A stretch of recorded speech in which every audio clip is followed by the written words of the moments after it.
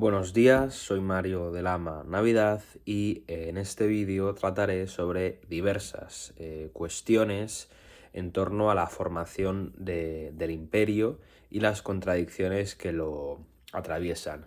Como veíamos en el vídeo anterior, la aparición del sujeto libre y la consecuente ruptura de la relación señor feudal, siervo, la relación feudal señor-siervo supusieron un cambio profundo en las estructuras sociales, económicas y políticas de la época. Este fenómeno provocó una migración masiva hacia las ciudades, donde los individuos comenzaron a vender su fuerza de trabajo a cambio de un salario en las nuevas relaciones de producción burguesas emergentes, ¿sí?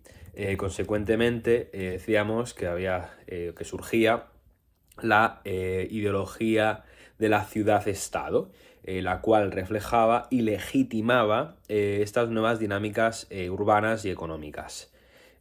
Sin embargo, este proceso de transformación, que a primera vista podría parecer meramente económico, debe entenderse en términos más amplios. Y aquí voy a introducir la noción de sobredeterminación propuesta por Althusser. La sobredeterminación en el marco teórico althuseriano implica que ningún acontecimiento histórico puede ser explicado de manera unilateral o reduccionista. En lugar de ser el resultado directo de un solo factor, como el cambio económico, los eventos históricos son en realidad el producto de una serie de contradicciones y determinaciones provenientes de diversos niveles de la estructura social, es decir, el económico, el político y el ideológico. En el caso que nos ocupa, el surgimiento de la burguesía y de las nuevas relaciones de mercado no pueden comprenderse exclusivamente desde el cambio económico, aunque según podamos entender sea el más importante. Pero no podemos pensarlo únicamente desde ese nivel, sino que estos cambios están sobredeterminados por las tensiones y contradicciones políticas e ideológicas propias de la transición del feudalismo al capitalismo.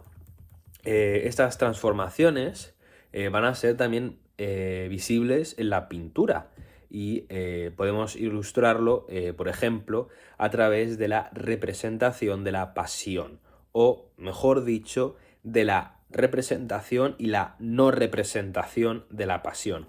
Porque en el siglo XII, por ejemplo, no vamos a encontrar representaciones de la piedad, ya que en ese momento se centraba más en la pasión de Cristo y en la vida de los santos, en lugar de tratar de expresar el dolor compartido entre la Virgen María y Cristo muerto.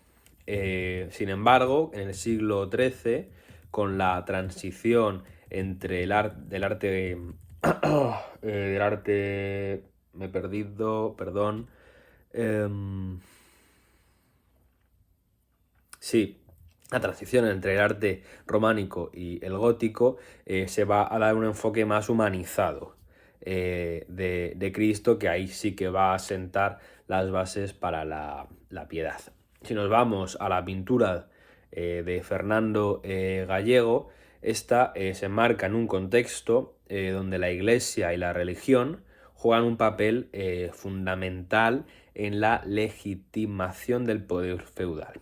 En ese sentido, las imágenes religiosas no solo funcionan como objeto de devoción, sino como mecanismos ideológicos que tratan de reforzar la cohesión social y la hegemonía de la nobleza en un momento histórico en que se siente amenazada por las nuevas relaciones de producción burguesas. El sufrimiento de Cristo y la Virgen reflejada legitima la estructura feudal, donde el sacrificio y la obediencia se presentan como valores fundamentales. La Virgen María, al sostener al Cristo muerto, simboliza no solo la compasión y el sacrificio, sino también la sumisión a un orden divino, que en términos materiales queda representado bajo el poder político, ¿no? El nivel simbólico. La obra, por tanto, trata de articular un mensaje ideológico que refuerza que refuerza el status quo noble, ¿no? Frente a las tensiones económicas. Frente a las representaciones anteriores de Cristo con el Cristo Pantocrátor, ¿no? Porque en el Cristo Pantocrátor lo que tenemos es un Dios todopoderoso, ¿no? Digamos, pero ya con la pasión, como en esta obra de Fernando Gallego, pese a que trate de mantener o defender reaccionariamente el status quo de la nobleza, si esa humanización de los personajes sagrados se ha humanizado, ha sido gracias a la contradicción de las relaciones de producción burguesas. Es decir, que a la par que es una obra reaccionaria, solo puede ser concebida a partir que es una obra reaccionaria que intenta legitimizar el orden feudal, sin embargo, solo se puede concebir desde la aparición de las primeras relaciones de producción burguesas. Por lo tanto, está inmersa en esa contradicción histórica, ¿sí?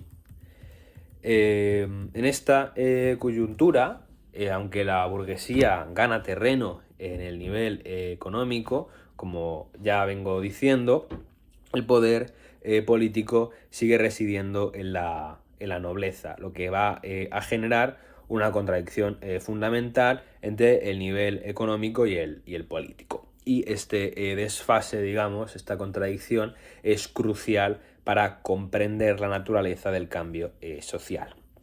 Si bien la burguesía empieza a dominar las relaciones de producción y mercado, no tiene aún control sobre el aparato político, lo que crea una tensión que solo puede ser explicada propiamente a través de la sobredeterminación, es decir, un cambio económico que está influido y a la vez influye en las estructuras políticas e ideológicas. Este proceso no ocurre de manera aislada, sino que es mediado por las luchas ideológicas, donde las contradicciones entre la visión feudal y la emergente visión burguesa de la sociedad se vuelven centrales, ¿sí?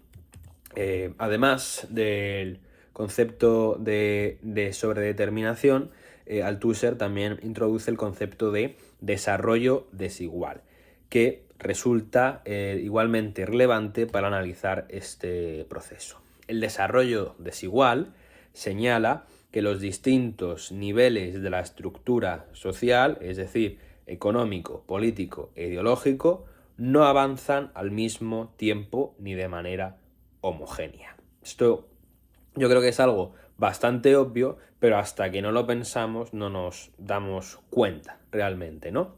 Y es que en este sentido, aunque el nivel económico se transforma rápidamente con la expansión de las ciudades y la consolidación de la burguesía como clase emergente, el nivel político, como venimos diciendo, permanece en manos de la nobleza, lo que refleja este desarrollo desigual entre ambos niveles. Y es que este desfase temporal entre el avance económico y el estancamiento político va a dar lugar a nuevas formas de lucha y resistencia, ya que la clase dominante sigue siendo políticamente hegemónica, mientras que la burguesía aspira a consolidar su poder.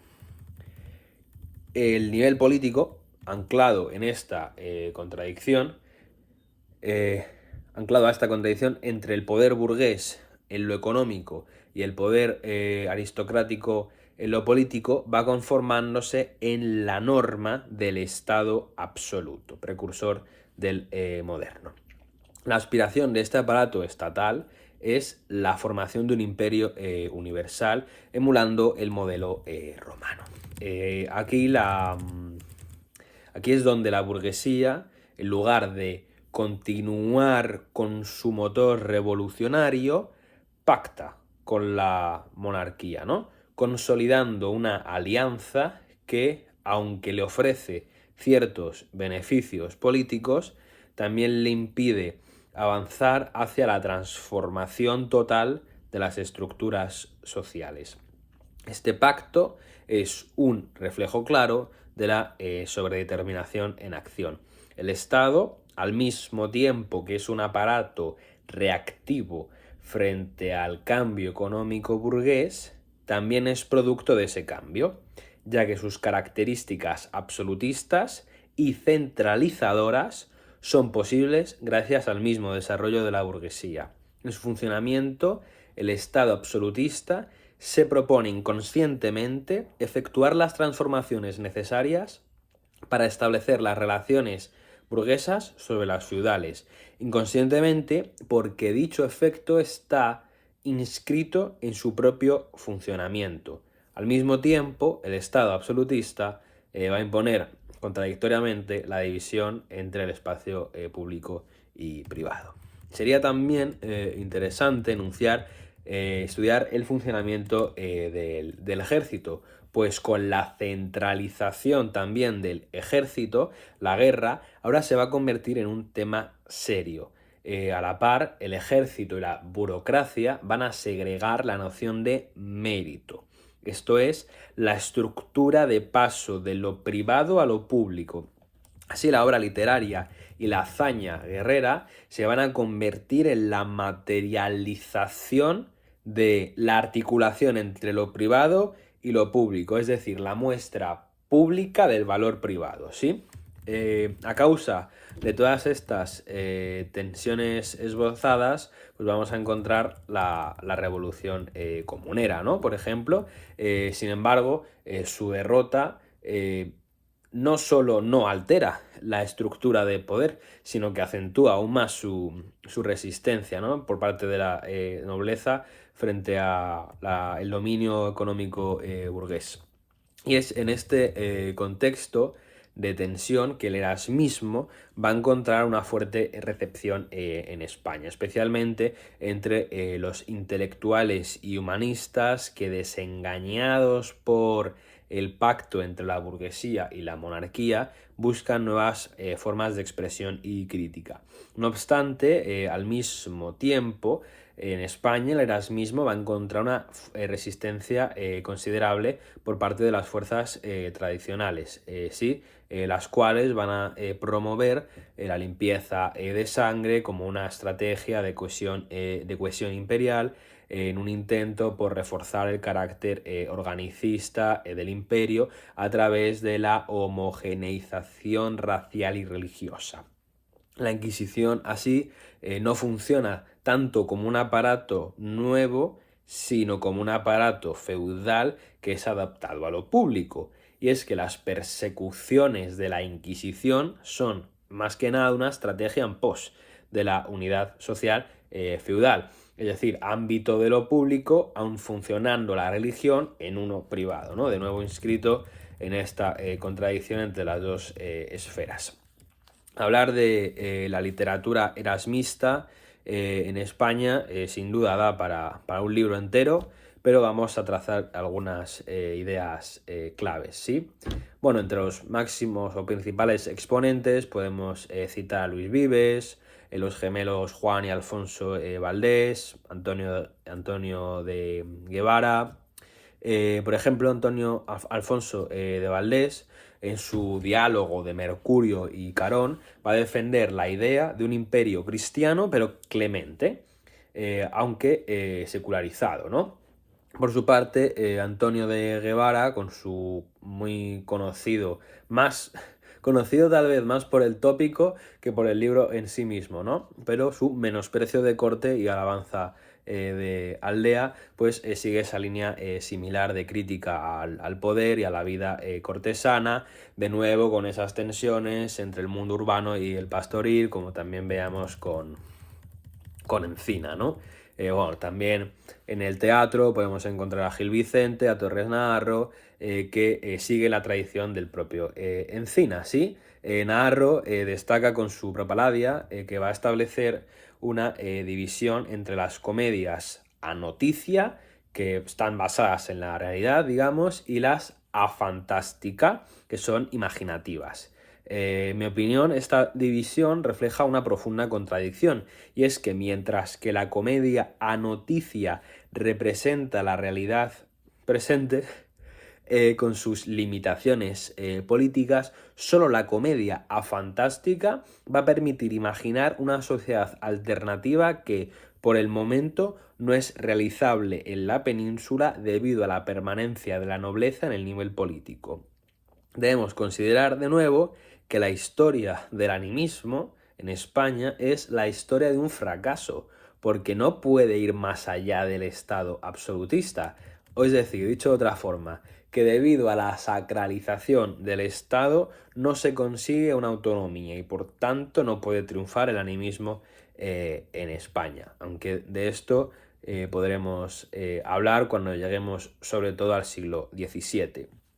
Ahora, Juan de Valdés, que le he mencionado pero no he hablado de su obra, me parece importante destacar su Diálogo de la lengua. Y es que este texto va a revelar la importancia de la lengua en la formación del imperio. Pero, como sabemos también, en 1492 Nebrija va a publicar su gramática castellana, donde más que nada viene a defender que la lengua es compañera del imperio debido a su parentesco con el latín. Y es que esta idea de fijación lingüística refleja un intento por consolidar el poder estatal mediante la unificación cultural y lingüística, un proceso que está determinado tanto por las necesidades del imperio como por el deseo de legitimar una hegemonía política en el nivel simbólico. Juan de Valdés, sin embargo, va a oponerse a la perspectiva latinizante de Nebrija. Para Valdés, la lengua española está más bien influenciada por la cultura helena, en una intención de expandirse de una manera más universal, proyectándose hacia el exterior, pero sin perder la identidad de la lengua, ¿no?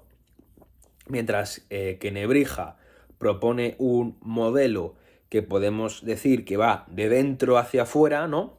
Valdés va de fuera hacia dentro, promoviendo una visión imperialista alternativa. Porque no olvidemos que los dos son imperialistas, pero están defendiendo proyectos de imperio diferente, lo cual subraya las contradicciones, ¿no?, que encontramos en el nivel ideológico respecto a la construcción del poder imperial, ¿sí? El nivel simbólico. Y otros autores, también conocidos como el Brocense, ¿no? Pues se van a mostrar partidarios de la línea valdesiana. Como verán, estoy intencionadamente evitando hablar de la conquista de América, porque realmente tengo dudas serias a nivel teórico de si podemos considerarlo como literatura española producida en América o si se puede hablar de literatura propiamente americana, ¿no? Y ya digo que tengo dudas, y es que tengo argumentos para una opinión u otra, pero como no me aclaro, voy a por el momento dejarlo de lado, ¿no? En cualquier caso, voy a redirigirles a los trabajos de Víctor Puello. Si manejan la historia social en ACAL, pueden irse a las páginas de la 243 a la 246, y también pueden leer el libro de Juan Carlos Rodríguez y Álvaro Salvador titulado Introducción al estudio de la literatura hispanoamericana, ¿no? Y pueden tener una idea de este debate, digamos, y sacar conclusiones propias. Para el siguiente vídeo nos colocaremos en 1526 y la figura de Boscán para hablar sobre la primera poesía animista. Un saludo, espero que el vídeo haya resultado de utilidad. Muchas gracias.